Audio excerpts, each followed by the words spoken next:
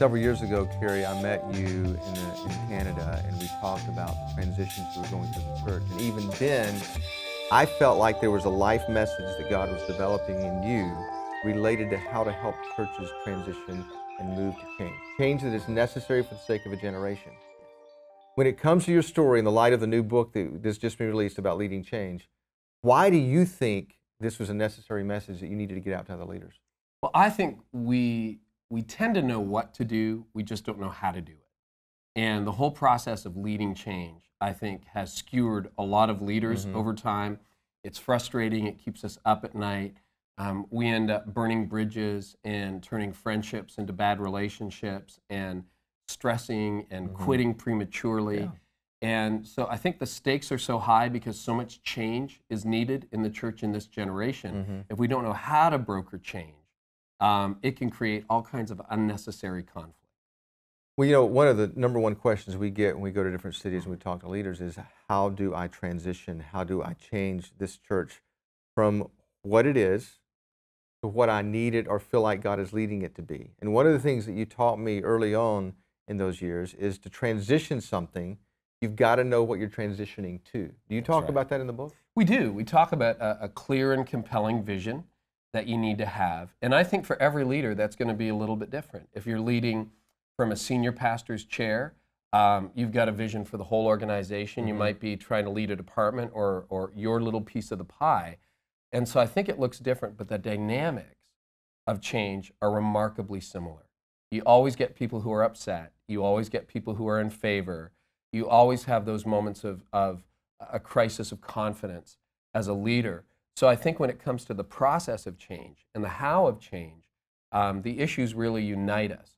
So you might have pastors of different denominations, different traditions, different goals who get united around this issue of, I don't know how to broker the change. And so that's what this book is designed to address.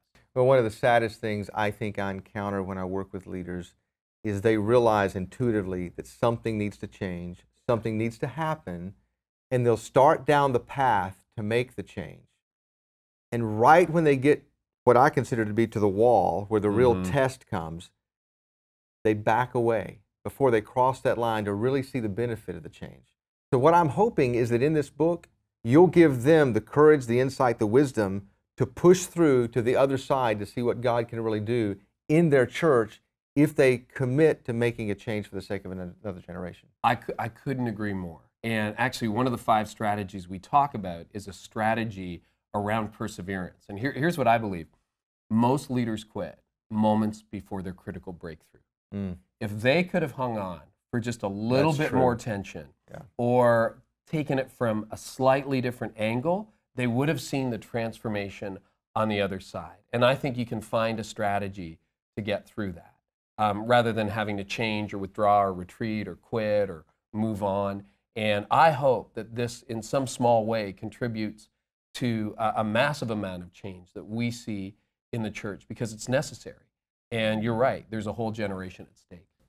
I think one of the things about this book that I really believe will help churches break through or staffs break through is you can really digest it as a team and work through it as a team. Because I know in your world, one of the key factors was you had a group of people around you, including some of your elders, that helped you champion the change that needed to happen. Absolutely. I don't think you can do this alone. Change is a team sport.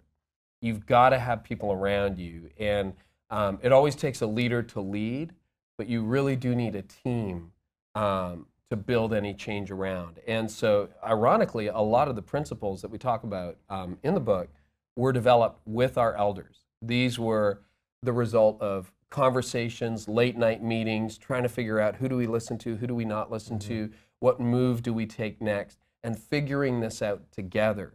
So it was developed in team, and I think it really needs to be studied in team as well, with your staff team, with key volunteers, and certainly with your board. Right. The thing I really love about the book is it really sets us up to understand the dynamics of how to make changes. But we know that we're not trying to get churches just to change for change's sake.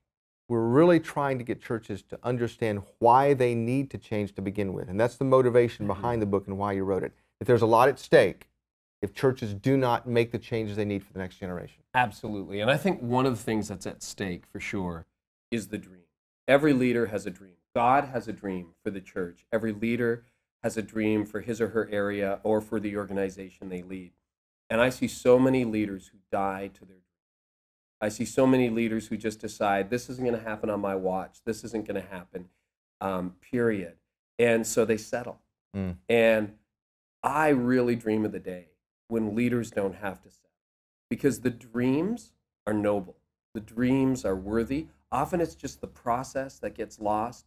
And so I hope by looking at these strategies, we can help leaders find their way through the process so that they don't have to die to their dreams. And we're talking about the mission of the church that is sacred.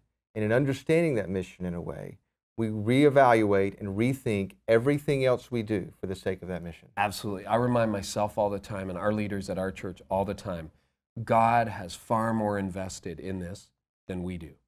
And nobody dreams about the future of the church and the future of reaching people like God does. And so I think there's an awful lot at stake.